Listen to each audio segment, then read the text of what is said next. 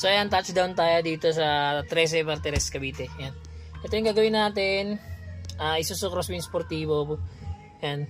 Ito yung gagawin natin siyang Android head unit. Yung pagbaklas mga kadiskarte, ito muna. Tapos ito. Uy, basag na yung nandito ang clip. Ayan.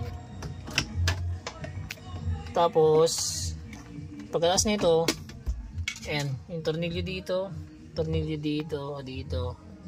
Ayan. Tapos sa kabila. Tapos ganun din sa kabila. May dalawa pa dyan. Ayan. Tara, baklasin natin.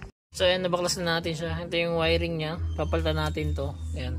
Tanggal yung dashboard niya ito mga kadiskarte. Wiringan muna natin. Tapos testingin natin yung Android. Ayan, tapos na tayo mag-install. 9 inches Android yung kinabit natin dito sa Crosswind Sportivo. Parehas lang sila mga kadiskarte. Kasama pa rin sa package natin yung reverse camera. Ayan. Tapos, nag-avail din sa atin ito. Yung front dashcam natin and recording yan, oh, kita nyo. Ito siya pag i-replay. Ito. Yan. Pag i-replay nyo, ito siya. Playback. So ito. Recording na to. Yan.